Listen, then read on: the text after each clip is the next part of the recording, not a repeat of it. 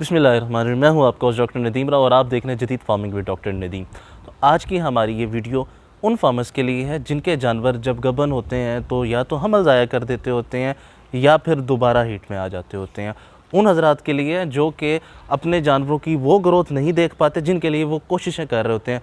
और ये वीडियो उन हजरात के लिए भी है जिनके जानवर बीमारियों की जद में आके बहुत जल्द एक्सपायर हो जाते हैं। आज की ये हमारी वीडियो अगर आपने पूरी देख ली तो आप अपने डेली लाइफ में आने वाले 80% से ज़्यादा मसाइल का जो है हल आज ही पालेंगे जी। और ये जो टॉपिक है वो है काफ रेयरिंग, काफ मैनेजमेंट, यानी कि बछड़ों बछड़ियों कटड़ों कटड़ियों की निगहदाश्त।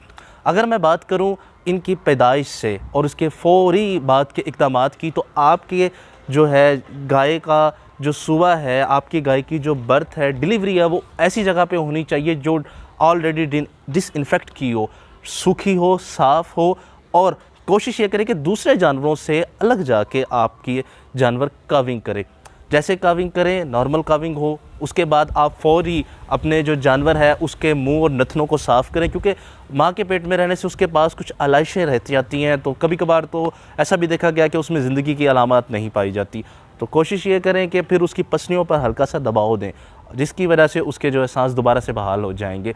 फिर आपका जो नेक्स्ट काम होगा वो होगा उसकी जो है अम्बिलिकल कॉर्ड है, जो उसका नाड़ू है, वो आपने 2 से 3 इंच के फासले से काटना है और फिर उसको आयोडीन टिंचर या किसी भी प्रोविडेंट महलूल से जो है आपने उसको डिसइंफेक्ट कर देना है। इसके बाद आपने 24 घंटे के अंदर अंदर ही अपने जानवर को उसके बच्चे से अलग कर देना है। और जो सबसे ज़रूरी यहाँ पे मैं बात करना चाह रहा हूँ वो है उसका बोहली का इस्तेमाल, जो कि आपने यकीनी बनाना है कि 15 से 20 मिनट में ही आप अपने जो है बछड़े को, बछड़ी को, कटड़े या कटड़ी को बोहली पिलाएं। और उसकी बोहली की मिकदार 5 से 8% उस जानवर के वज़न के हिसाब से होनी चाहिए। यानी कि उसका अगर 30 किलो वज़न है तो आपने उसको 5% के हिसाब से बोहली पिलानी है। और ये बोहली आपने 15 से 20 मिनट के वक्फे के बाद पिलानी है और फिर 12 घंटे के बाद पिलानी है। मैं आपको ये बताता चलूँ कि बोहली और दूध में फ़र्क ये है कि उसमें 7% ज़्यादा प्रोटीन पाई जाती है दूध की निस्बत, और इसमें वो तमाम जो है एंटीबॉडीज़ पाई जाती हैं जो कि गाय या भैंस के अंदर जितनी भी उसकी ज़िंदगी में बीमारियां आ चुकी हुई हों और फिर उनके ख़िलाफ़ जितनी भी एंटीबॉडीज़ बनी हो, यानी कि वो सारी बीमारियां जो उसकी माँ को आई थी उसके अंदर जो एंटीबॉडीज़ बनी वो अब उसने दूध की बोहली की सूरत में, क्लोस्ट्रम की सूरत में आपने अपने बच्चे को जो है उसके बच्चे जानवर के बच्चे को पिला दी है। फिर आपने ये बात यकीनी बनानी है कि उसको अलग जगह पे रखें जहाँ पे पैडी हो, राइस हो या जो है सूखे तने हों, सफाई हो उस जगह की, एक अलग उसका केज हो, एक अलग वो पोर्शन हो। और उसका जो है आपने ये भी ध्यान रखना है कि वो ना ज़्यादा सर्द जगह पे और ना ही ज़्यादा गर्म जगह पे हो। फिर हमने जो है जानवर को जो है 1 हफ़्ते के अंदर अंदर आपका जो है ना जानवर इस काबिल हो जाता होता है कि आप उसको जो है उसकी डिसबडिंग कर दें। 1 हफ़्ते या 2 हफ़्ते के अंदर अंदर आप उसकी डिसबडिंग करें, यानी कि आपको पता है कि न्यू जो टेक्नोलॉजी है उसके हिसाब किताब के मुताबिक आपका जो जानवर है उसको खुला रखते हैं तो वो आपस में एक दूसरे को मारे ना। तो इसलिए इससे बचाव के लिए 15 दिन के अंदर अंदर, यानी कि दूसरे हफ्ते के अंदर आप उसकी डिसबडिंग कर दें। और उससे ये होगा कि एक तो जगह भी वो कम लेगा और आपका जो है जानवर बहुत आसानी से जो है एक फ्री भी रह सकेगा और किसी को मारेगा भी नहीं। फिर अगले उसी हफ्ते, यानी कि दूसरे हफ्ते की मैं बात कर रहा हूँ, आप उसको जो है उसकी एयर टैगिंग कर दें ताकि उसकी शनाख्त हो सके उसके माँ के नंबर के और उसके नंबर के साथ।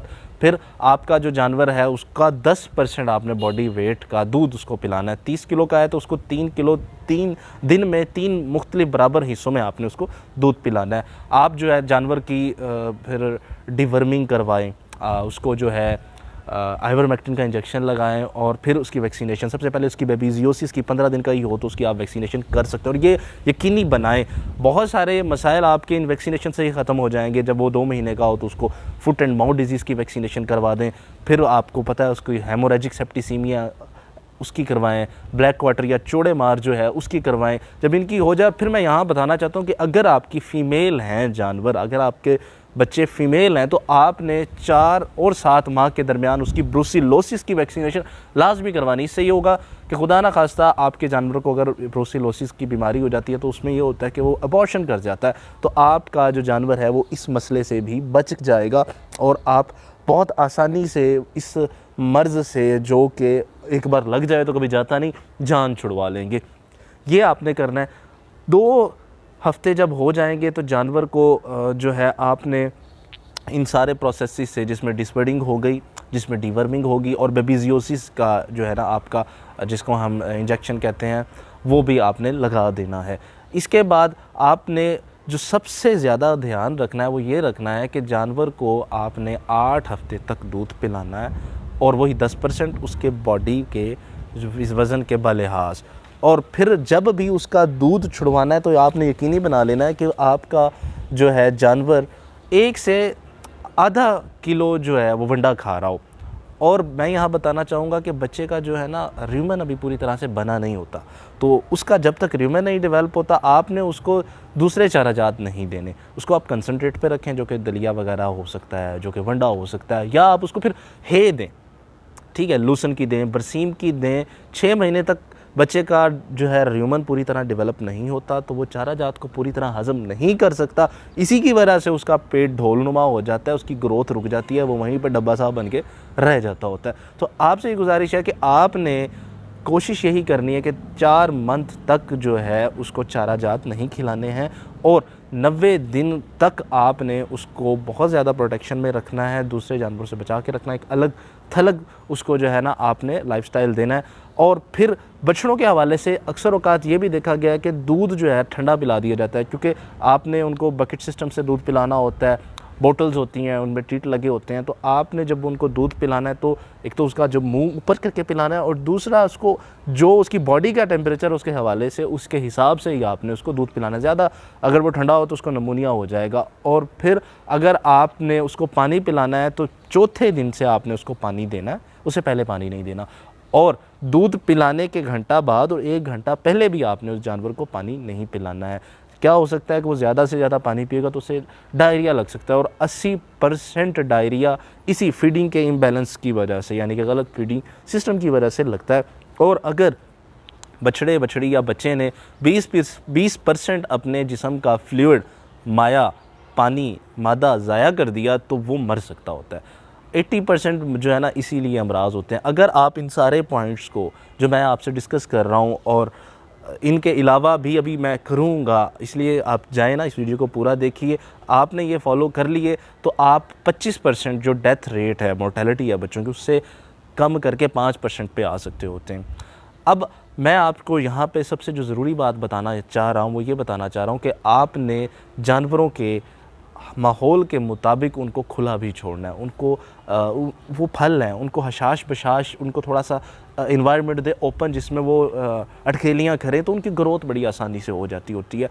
आपने जो ख्याल रखना है वो उनकी वैक्सीनेशन का रखना है, उनकी एयर टैगिंग का रखना है, उनकी प्रॉपर डिसबर्डिंग का रखना है, और पैदाइश के फ़ौरन बाद जो मैंने आपको इक़दामात बताया, नाड़ू की को काटना, फिर उसकी सफाई करना, और फिर उसके मुंह की आलाइशें वगैरह साफ़ करना, ये सारे हैं जो मैं आपसे फिर से दोहरा रहा हूँ, ये आपने लाजमी करने हैं। और इंशाल्लाह अगर आप ये कर लेते हैं तो फिर वही जो 80% मसाइल है, दूध की कमी जो देखने में आती है बोली के कम पिलाने से, वो भी आप नहीं देखेंगे। ग्रोथ की कमी जो देखने में आती है गलत फीडिंग करवाने से, आप उससे भी बच जाएंगे। और फिर सबसे बड़ी बात, इन्फेक्शन जो आप नाड़ू के ज़रिए एक जानवर से दूसरे जानवर को लग जाता है, उससे भी बच जाएंगे। तो ये वो सारे काम हैं जो आपने काफ मैनेजमेंट के हवाले से करने हैं, और अगर आप करते हैं तो फिर मैं ये समझूंगा कि आप अपना साबित कर रहे हैं कि आप एक कामयाब डेयरी फार्मर हैं। तो मिलते हैं आपके एक नेक्स्ट वीडियो में, तब तक देखते रहिए जदीद फार्मिंग विद डॉक्टर नदीम। अपना और अपने जानवरों का ख्याल रखिए। मिलते हैं नेक्स्ट वीडियो में। अल्लाह हाफ़िज़।